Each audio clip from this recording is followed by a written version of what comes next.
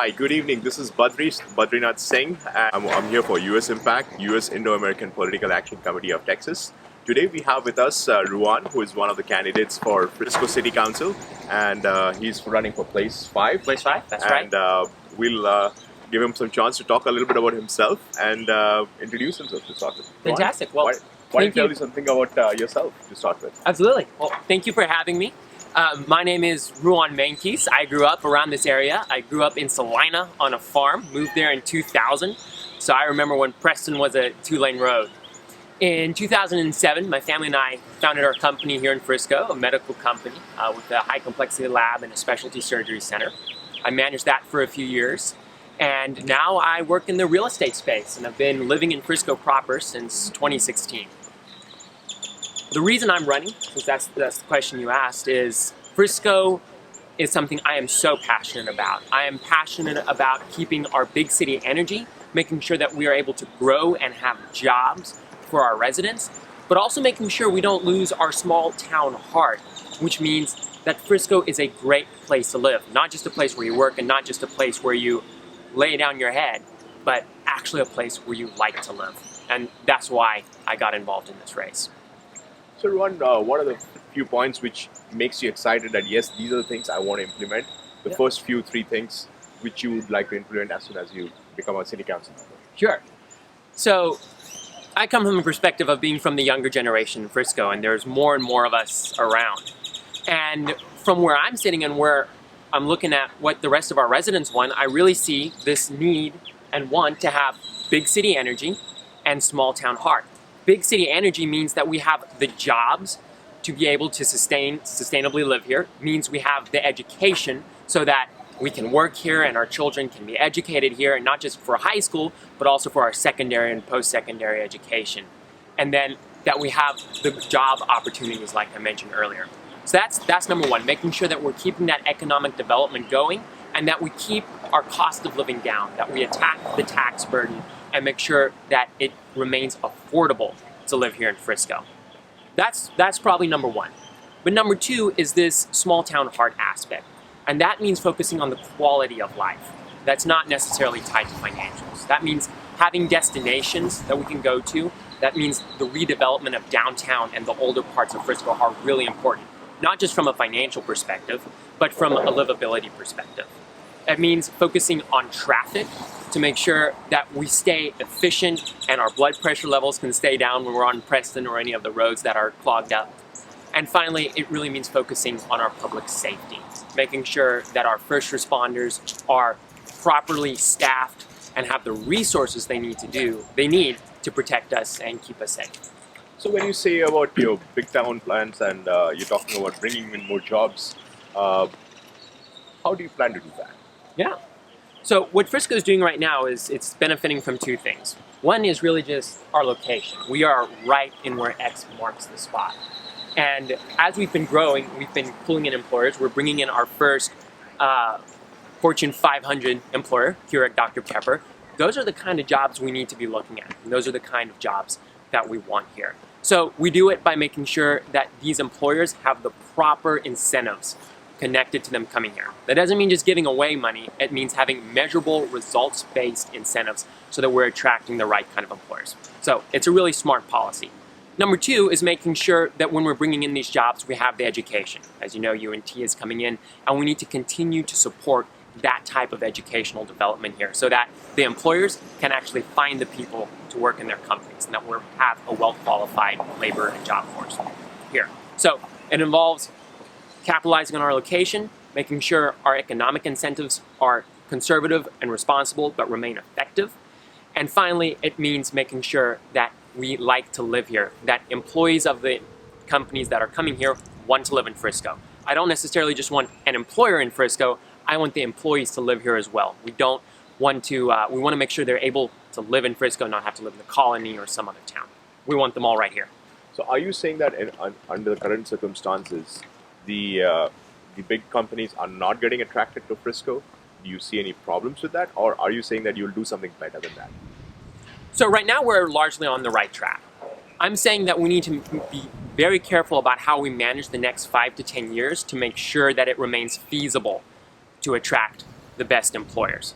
Things that are a real problem is our affordability.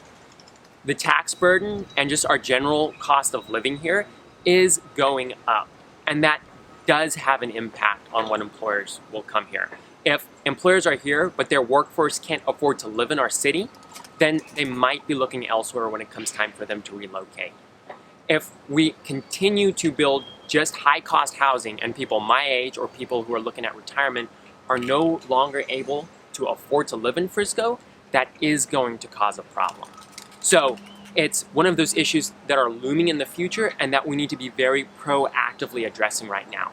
And as we're doing that, I think it's really important to have someone who's in that population, in that young person population, that understands those needs on a very personal level and is looking out for that new and young labor force that will be here in Frisco and that we very much want here.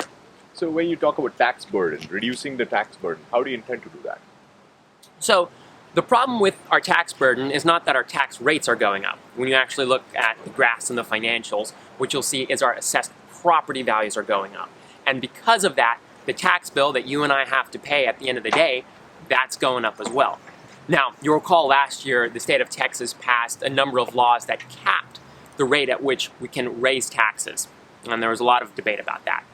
At the end of the day, the challenge still is we have a very big check to write at the beginning of each year for our property. So the free market is controlling it. The free market is making the property assessments go up. You can't avoid that. But there are some very unique and innovative things we can do at a local level to help manage that tax burden. That involves the homestead exemption. That involves bringing in the types of developments that are more cost accessible to our residents. That doesn't mean low-income housing in the way that you think about it, but it means smarter, more urban and environmentally, and when I say environment, I mean a good place to live, types of developments that people who are young or students going to UNT can actually afford to live at. And the same goes for our retirees. I've talked to so many people that say, you know, Ruan, in the next 2 to 3 years, we've been here for 20 years, but we have to look at moving just because the costs are going up so much. And I think that's so sad. And there are things we can do at the city level to help tackle that problem. So Ruan, I'm sure that you're aware that 20% of the actual tax goes to the city, not more than that. Yeah. So you're talking about making changes or bringing about changes which would affect that 20%? Not really. So what you're saying is correct. 20% of your overall tax bill goes to the city.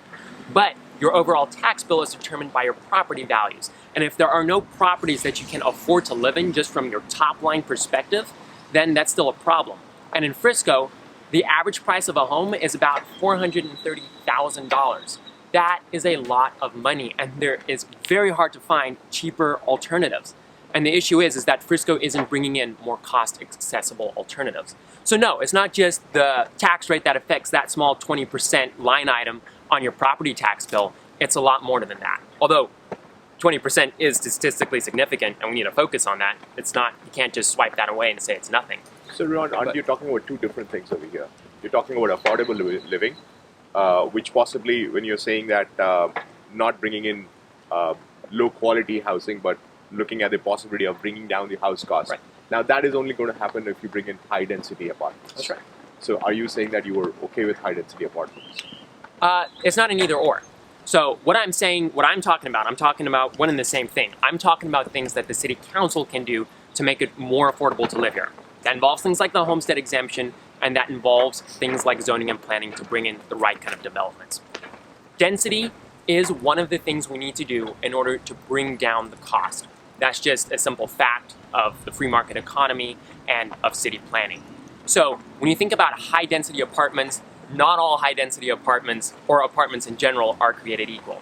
You have garden-style variety of apartments, which in general do not add as much value to the city as some of your more unique and innovative urban-style apartments that bring in mixed use, that bring in commercial space.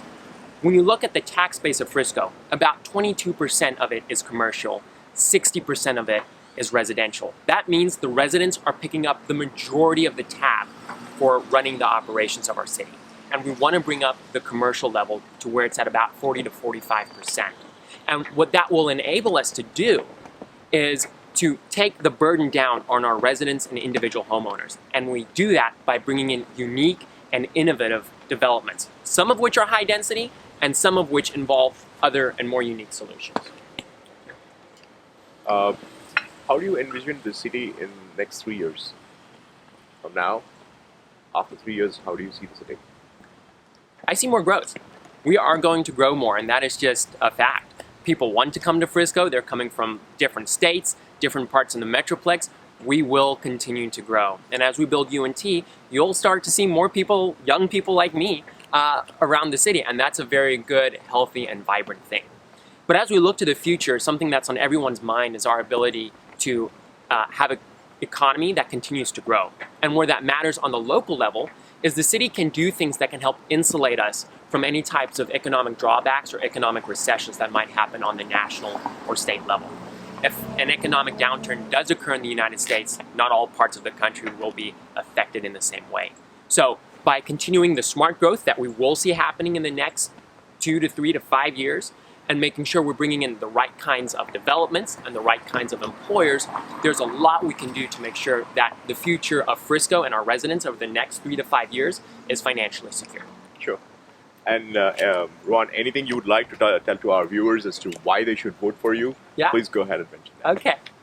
Well, there is a crowded field in this election season, and I think it's a great thing. There is a number of very highly qualified candidates that have been in Frisco a long time, are very educated about the issues, and care about the city. The reason that I would ask for your vote is that the perspective that I come from and the things that I am working on from the age perspective and from the policy perspective is my focus is preparing Frisco in the time I'm on city council for the next 30 to 40 years.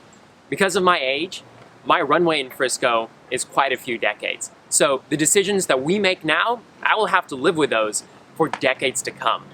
And so my incentive is to make sure that we are growing in a way that is sustainable, that we are growing in a way that keeps the city livable, and that we are growing in a way that provides jobs to our residents as high up there and higher than most that are running. And that is why I'm going to ask for your vote on May 2nd. Thank you, Ruan. Thank you for being a candidate and running for the city council.